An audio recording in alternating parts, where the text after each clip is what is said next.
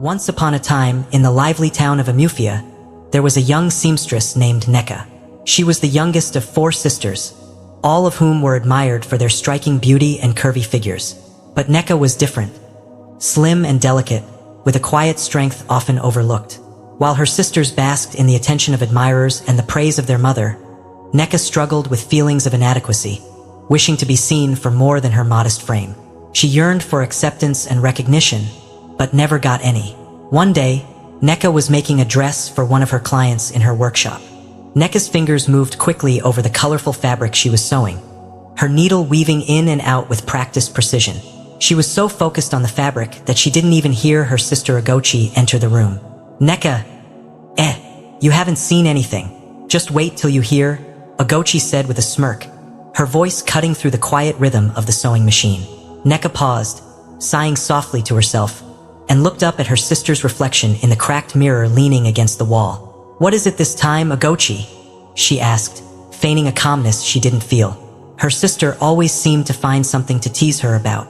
Even now, Neka could see Agochi's exaggerated sway as she walked, her hand resting on her hip as if to emphasize the curves she was so proud of.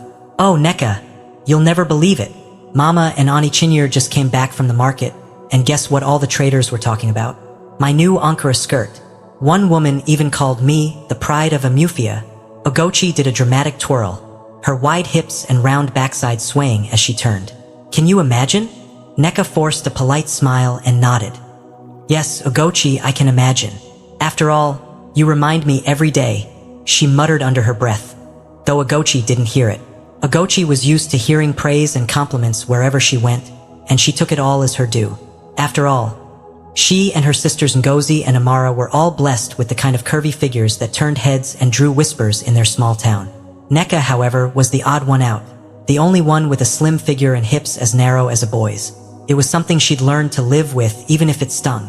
Agochi didn't seem to notice Neka's discomfort as she continued boasting. "Amara and I are going to Madame Adeabi's boutique to see if she can make us another dress just like this one. She says women like us are her best models because we can fill out any style. Do you want to come along, Neka?" Agochi asked, her voice sweet but her eyes glinting with mischief. Neka shook her head.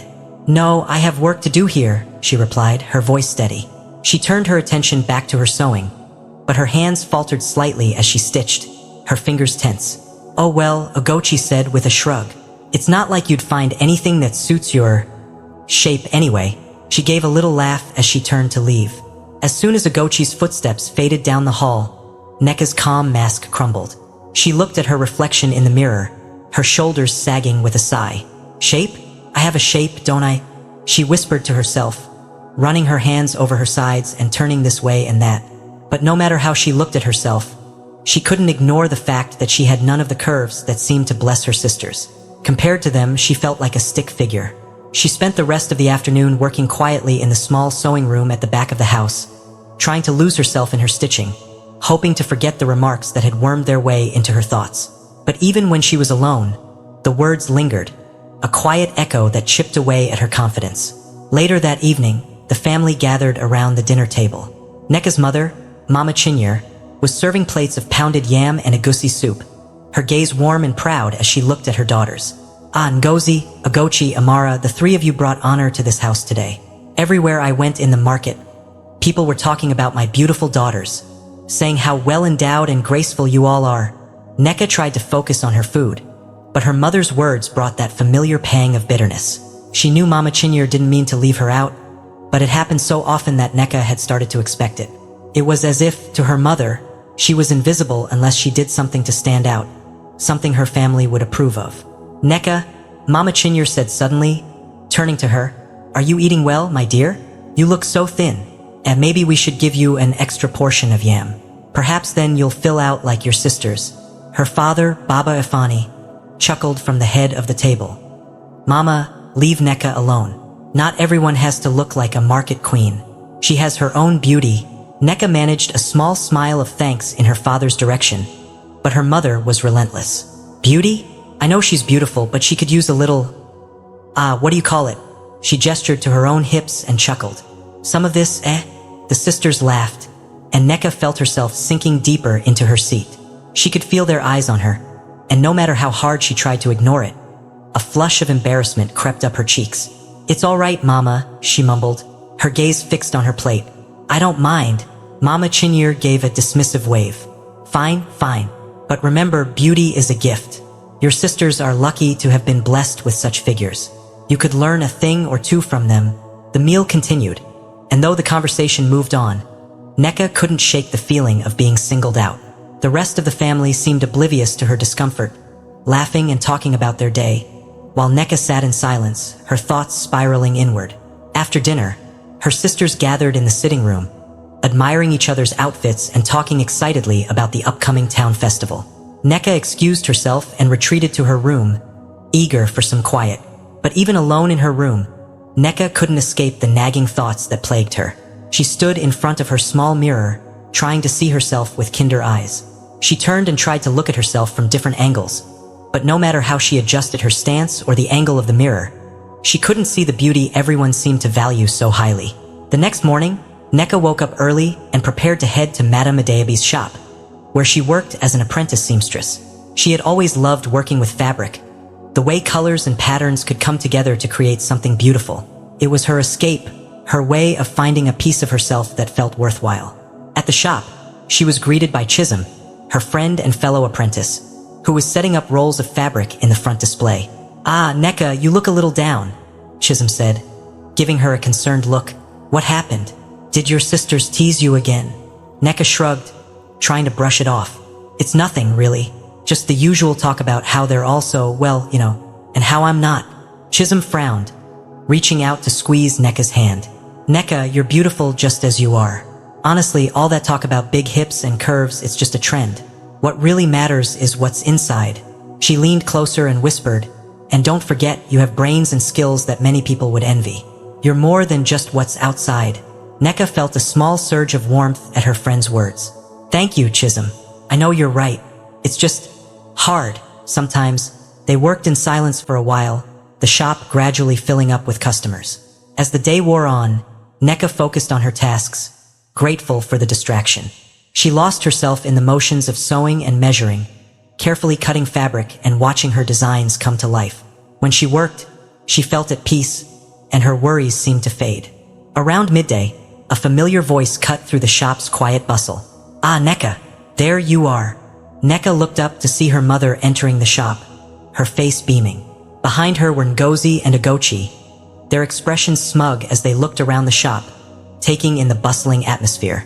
"Neka, my dear, your sisters need some new dresses for the festival next week," Mama Chinyere announced, glancing pointedly at Madame Adeabi, who nodded with a warm smile. "Of course, Madame Chinyere.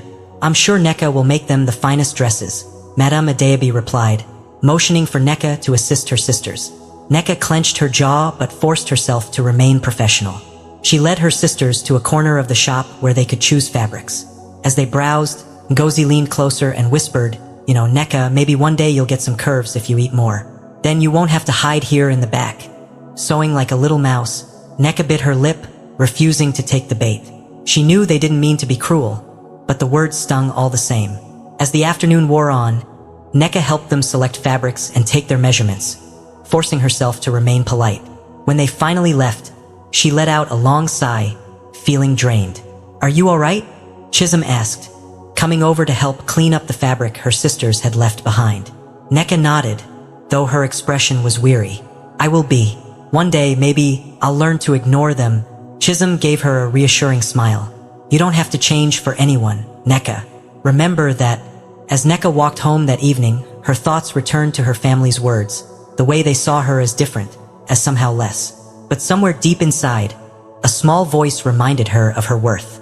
It was faint, like a whisper in the wind, but it was there, and she decided that, no matter what anyone said, she would hold on to it. Neka woke up before dawn, her head buzzing with determination. Today would be different, she told herself. She'd spent most of the night lying awake, thinking about her sisters, her mother's comments, and her own feelings of inadequacy. But instead of despair, a strange resolve had crept over her. "I'll do something about it," she whispered, as though saying the words out loud would make her stronger. She began her day early, slipping quietly out of her room so she wouldn't wake her sisters. Neka gathered ingredients from the kitchen: yam, beans, and palm oil. She had heard somewhere that if she ate enough, she could start gaining the weight that would make her hips wider, her figure fuller. She wasn't sure if it would work, but she was desperate enough to try anything. As the sun rose, Neka sat alone in the corner of the kitchen, eating with determination. Bite after bite, she pushed herself, even when her stomach protested. By the time she finished, she felt uncomfortably full, her belly stretched and aching. But she had a strange sense of satisfaction, like this was a step forward. Her mother, Mama Chinyere, soon entered the kitchen, surprised to find Neka already up and eating. "Neka, you're up early," her mother remarked, eyeing the empty plates with a raised brow. "And look at all this food. Ha, maybe I was wrong. Perhaps you do want to gain a little weight." Neka forced a smile, swallowing the discomfort in her stomach. "Yes, Mama. I thought, maybe it's time I tried to look more like everyone else." Mama Chinyere looked at her daughter with an approving smile. "That's the spirit, Neka. You'll see how much better you'll feel. Just keep eating well, my dear." Encouraged by her mother's approval, Neka stuck to her new plan with single-minded determination. Day after day, she ate heavy portions of food, even when she was no longer hungry, all in the hopes of gaining weight. She started reading about exercises that could enhance her hips and practiced every night before bed. In her heart, though, doubts still lingered. She wasn't sure this would make her truly happy, but she felt like she had to try. After a week, Neka began wearing extra layers of fabric under her skirts, hoping to give the illusion of curves.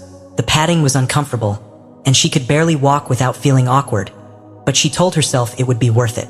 She kept it a secret, feeling a strange sense of shame for what she was doing. She didn't want anyone to know how far she was going to fit in, not even Chisholm. But her efforts hadn't gone unnoticed. One day, as she was adjusting the padding in the mirror at the seamstress shop, Chisholm walked in unexpectedly. "Neka, what are you doing?" Chisholm's eyes were wide with shock and concern as she looked at Neka's layered skirts. Neka froze, her face turning red. She hadn't wanted anyone to see her like this. "Chisholm, She struggled for words, but nothing came. Chisholm stepped closer, her voice gentle but firm. "Neka, why are you doing this to yourself?" Neka lowered her gaze, feeling a rush of shame. I want to look like them. My sisters. Everyone admires them. Even Mama is always saying how beautiful they are. How well they fit in." Her voice was barely a whisper, choked with frustration. Chisholm shook her head, placing a hand on Neka's shoulder. "But Neka, do you really think this will make you happy? Forcing yourself to be something you're not."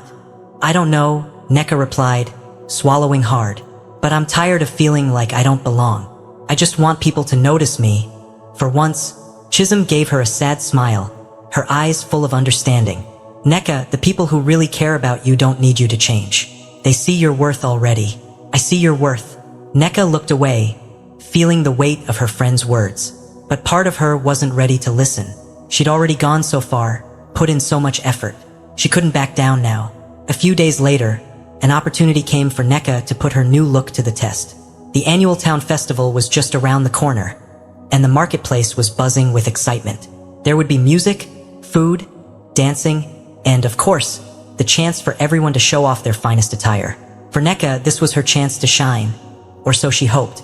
She spent days preparing, sewing herself a fitted skirt with vibrant patterns, carefully adjusting the padding to create a more curvaceous look. She wanted to make sure no one would see through her illusion. It wasn't just a festival. It was her moment to prove, at least to herself, that she could stand beside her sisters and be noticed. When the day of the festival arrived, Neka's sisters were delighted by the festivities and the attention they received. As they walked through the marketplace together, the crowd parted for them, and men glanced admiringly in their direction. Neka walked alongside her sisters, feeling a sense of pride she'd never felt before. She couldn't ignore the curious looks she received, some even nodding approvingly. She felt a thrill run through her. But just as she was starting to enjoy the moment, something unexpected happened.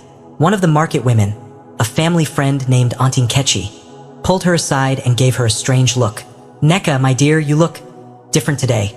Have you been eating more?" Auntie Nkechi's eyes traveled over her figure, curiosity flickering across her face. Neka forced a smile, trying to sound casual. Yes, Auntie. I've been trying to." She shrugged, hoping to brush it off. but her cheeks burned with embarrassment.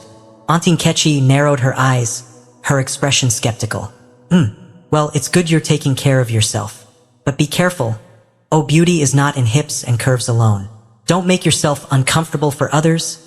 Nneka nodded politely, but her stomach twisted. As she walked away, the joy she had felt moments before started to fade.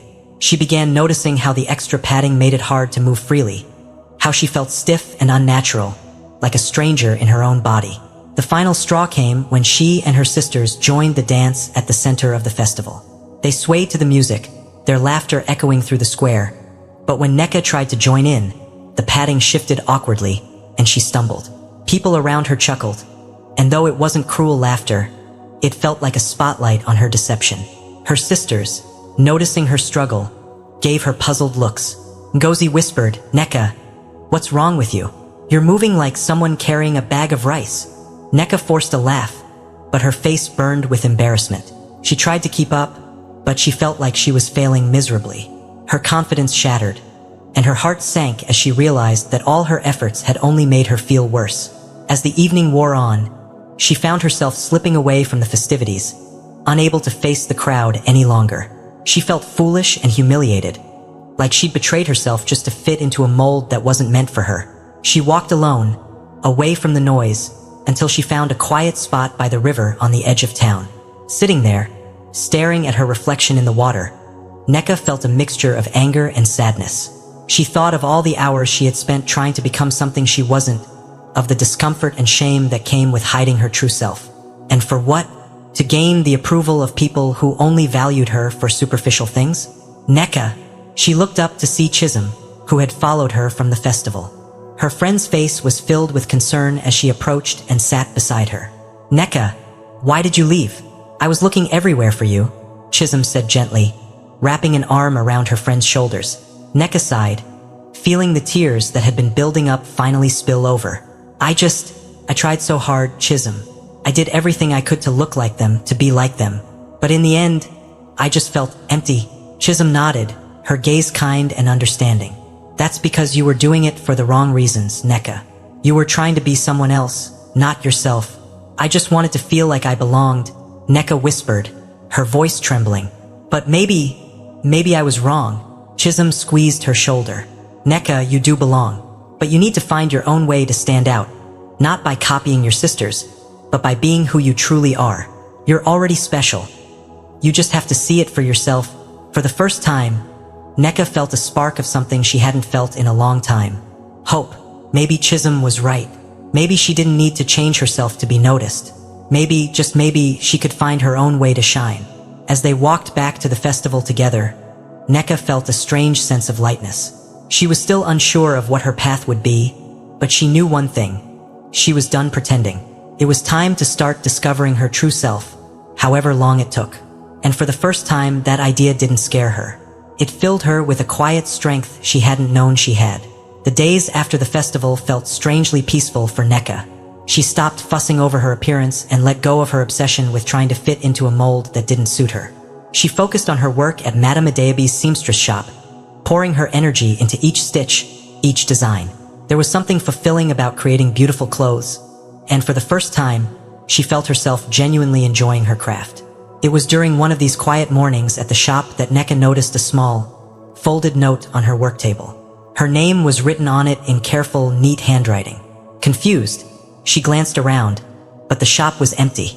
Chisholm was out running errands, and Madame Adeabi was in the back room. She opened the note, her heart racing with curiosity. "Nneka, I've watched you work from afar, and I admire your quiet strength and patience. You have a unique beauty that's rare to find. I just wanted you to know that someone sees it. Your secret admirer." Nneka's cheeks warmed as she read the words. A secret admirer? For a moment, she was speechless. She reread the note, savoring each line, feeling a spark of excitement she hadn't felt before. Someone had noticed her, truly noticed her, not for how she looked but for something deeper. Over the next few days, more notes appeared on her work table, each one filled with kind words and genuine admiration. The mysterious admirer praised her skills, her creativity, and the way she carried herself with grace, even when she felt overlooked. Nneka found herself smiling more often, her heart light with the thought that someone valued her for who she was. Finally, one afternoon, as she was hemming a dress, a young man entered the shop. He was tall and lean, with gentle eyes and a warm smile. Neka recognized him from the town square. Chinedu, a quiet, bookish young man who often visited the shop to bring Madame Adeobi books for her children. Chinedu cleared his throat, looking slightly nervous. "Good afternoon, Neka," he greeted, his voice soft. I hope I'm not interrupting." Neka looked up, surprised. "Oh no, Chinedu, not at all. How can I help you?"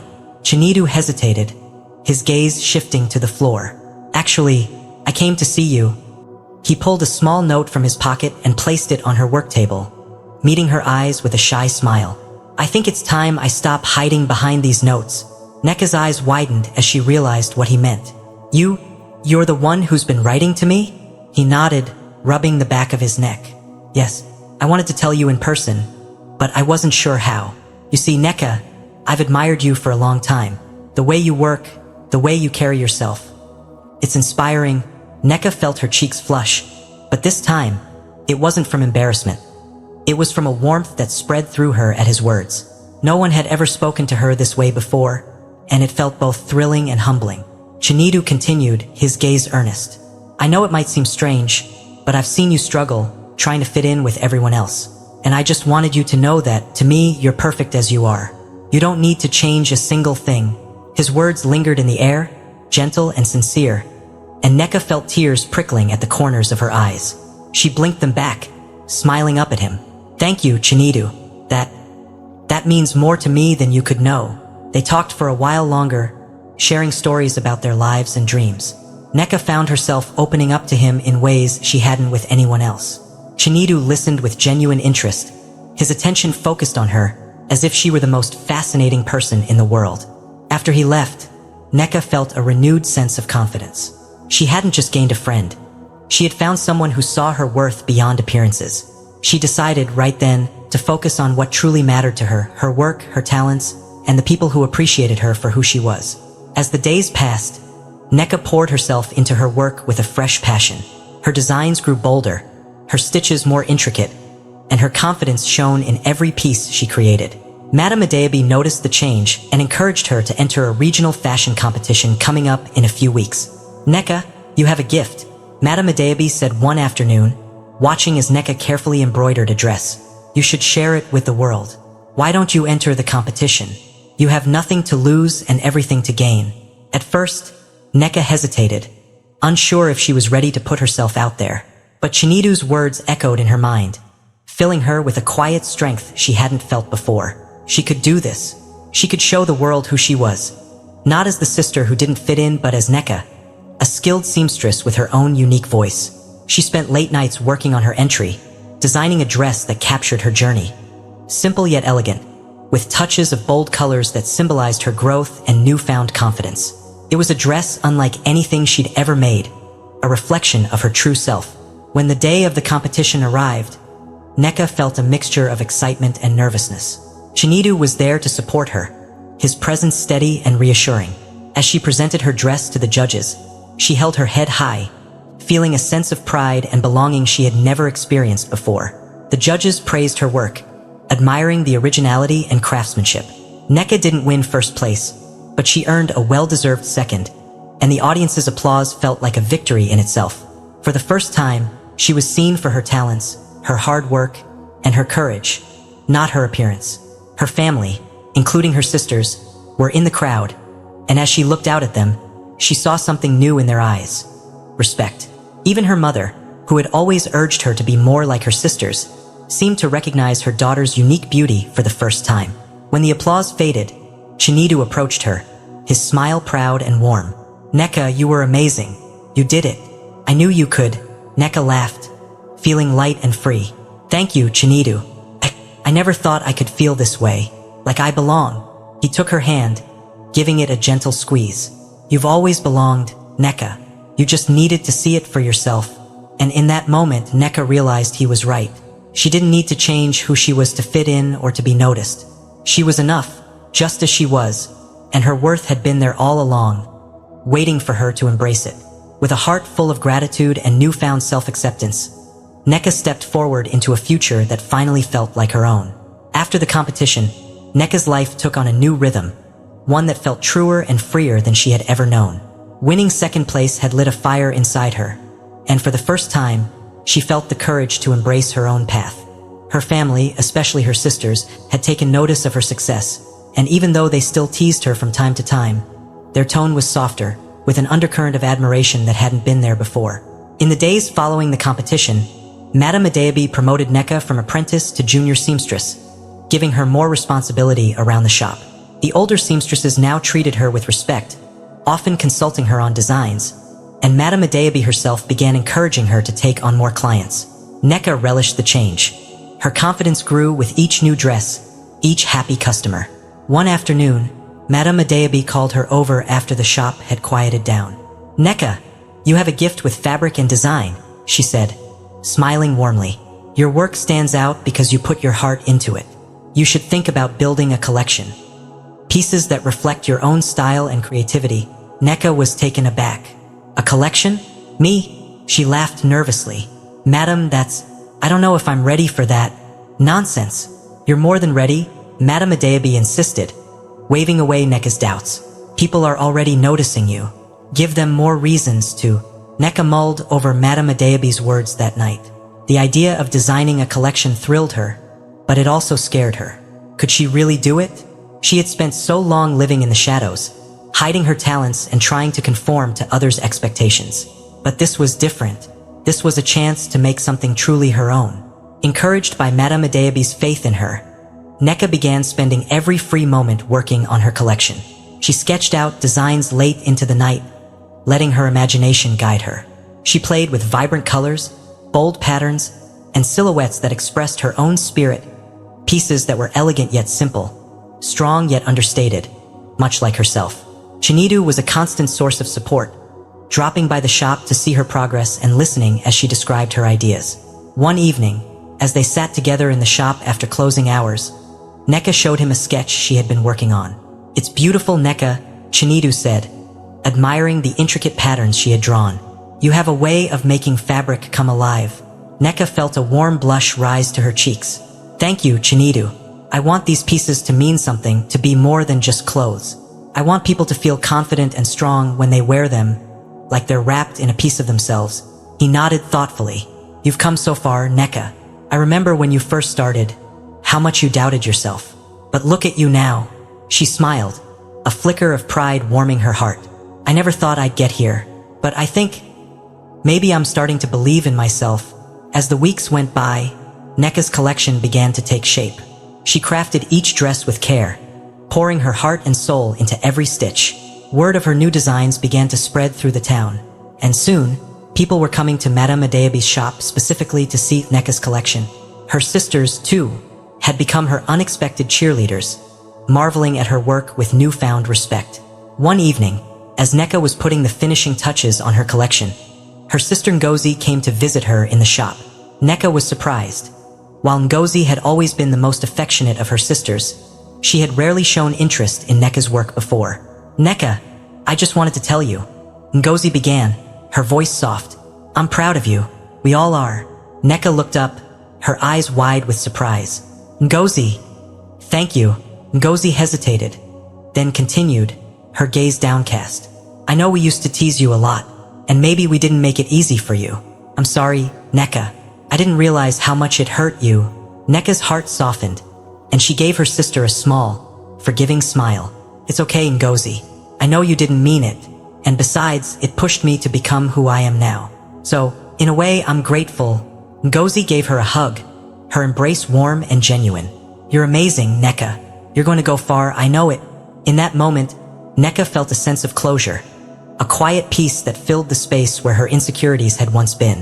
Her family's acceptance meant more to her than she'd realized, and she was grateful for their support as she moved forward with her dreams. The night before her collection debut, Neka barely slept, her nerves buzzing with anticipation. She had arranged a small show at the community hall, inviting friends, family, and regular customers from Madame Adeabi's shop. She didn't know if many people would come, but she hoped that those who did would see her vision, her growth. When the evening of the debut arrived, Neka was stunned by the turnout. The hall was filled with familiar faces, all buzzing with excitement. Chinedu was there, standing at the front with a proud smile, and her family had taken seats near the stage, her sisters looking as radiant as ever. Madame Adeabi was beaming, her hands clasped in excitement. As the lights dimmed, Neka took a deep breath, steadying herself. She stepped onto the stage to introduce her collection, her heart pounding with pride and nerves. "Thank you all for being here," she began, her voice trembling slightly but growing stronger as she spoke. "This collection is my way of telling a story of embracing oneself, of finding beauty in places that are often overlooked. It's about strength, confidence, and acceptance." The audience erupted in applause, and as the models began showcasing her designs, Neka watched from the side of the stage, her heart swelling with pride. Each piece moved gracefully, the fabric flowing with life and color, capturing the spirit of her journey. Her designs spoke of resilience, of the quiet beauty she had found within herself, and the audience responded with admiration and applause. When the show ended, people gathered around her, offering their praise and congratulations. Her sisters hugged her, their voices filled with pride, and her mother wiped away happy tears as she looked at her daughter with a new depth of respect. "Neka, my child," Mama Chinyere said, holding her hands tightly, "you've shown us all something beautiful tonight. I'm so proud of the woman you've become." Neka blinked back her own tears, her heart full. "Thank you, Mama. That means everything to me." As the crowd began to disperse, Chinedu approached her, his smile warm and full of admiration. "Neka, you did it. You created something amazing." Neka looked at him, feeling a happiness that was almost overwhelming. "I couldn't have done it without you, Chinedu. You've been there for me every step of the way." He took her hand, his gaze soft. "I only helped you see what was already inside you. The courage, the beauty. It's all yours, Neka." They stood together, hand in hand, surrounded by the echoes of applause and the warmth of the people who loved and supported her. In that moment, Neka knew that her journey was only just beginning. She had found her place, her voice, and most importantly, her worth, and she was ready to embrace whatever came next. In the weeks that followed her collection debut, Neka's life transformed. She quickly became known as one of the town's most promising seamstresses, a young woman with vision and talent. Orders for custom designs poured into Madame Adeabi's shop, and clients requested her by name. People admired her unique, confident style, and Neka found herself embracing the new opportunities with a quiet gratitude. One morning, while Neka was hard at work, Ngozi, Ogochi, and Amara burst into the shop. Their eyes were bright with excitement, and Ngozi held up a newspaper, her face beaming. "Neka, look, your name is in the paper," she exclaimed, shoving the newspaper into Neka's hands. Neka blinked in surprise as she read the headline. "Local designer captivates town with unique collection." The article praised her creativity, mentioning her second-place win at the competition and her debut collection that had redefined beauty in Amufia. They'd even included a small picture of one of her designs, a brightly colored dress that represented the resilience and courage she had found within herself. "Oh my goodness," Neka whispered, unable to believe her eyes. She looked up to see her sisters smiling with pride, their faces filled with genuine admiration. "We're so proud of you, Neka," Ogochi said, giving her a hug. "Look at you. Our little sister, now a celebrity." Neka laughed, feeling both embarrassed and deeply touched. "Thank you, Ogochi, Ngozi, Amara. I couldn't have done it without all of you." Ngozi laughed. "You're the one with the talent, Neka. We just had to see it. And now everyone else does too." Her sisters stayed for a while, chatting with Neka and sharing their pride in her success. For the first time, she felt fully embraced and accepted by her family, as though they'd finally seen her for who she truly was. The love in their eyes was unmistakable, and she realized how much it meant to her to have their support. Later that evening, as she walked home, Neka's thoughts turned to the journey that had brought her here. She remembered the struggles, the endless nights spent doubting herself, and the moments when she tried so hard to be something she wasn't. She had once believed that her worth depended on fitting into a mold defined by others, but now, she understood that her true strength came from within. When she reached home, her mother was waiting for her on the porch, her eyes filled with pride and love. "Neka, my daughter," Mama Chinyere said softly, reaching out to embrace her. "You've shown me something very precious, something I didn't understand before." I was so focused on things that I thought mattered. But you've taught me that beauty is deeper than appearance. Neka felt tears prick her eyes, and she hugged her mother tightly. Thank you, Mama. I'm grateful you see it now. And I'm grateful for everything. For all of you. Her mother nodded, holding her close. I see it now, and I see you. You are beautiful, Neka. Inside and out. As the days went on, Neka continued to work, her heart full of purpose and joy. She had found a balance between her work and her family, a space where she could thrive and be herself. She became known not just for her talent, but for the quiet confidence that radiated from her, a confidence rooted in self-acceptance. Chinedu, who had been her steadfast support, often visited her at the shop, and their friendship deepened with each passing day. One afternoon, as they strolled through the marketplace together, he turned to her, his gaze thoughtful. Neka, I have something to ask you, he said, his voice gentle. Would you ever consider partnering with me? I mean, in life, not just in work. Neka looked up, her heart skipping a beat as she saw the love in his eyes. She had felt it too, the steady, growing bond between them, a friendship that had blossomed into something more. Yes, Chinedu, she replied softly, her voice filled with warmth. I would be honored. They walked hand in hand, both feeling the quiet happiness of a future filled with possibility. Neka's journey had brought her not only closer to her dreams, but also to a love built on respect and understanding. And as she looked around at the world she had found her place in, Neka knew she was exactly where she was meant to be, at peace, confident, and truly herself.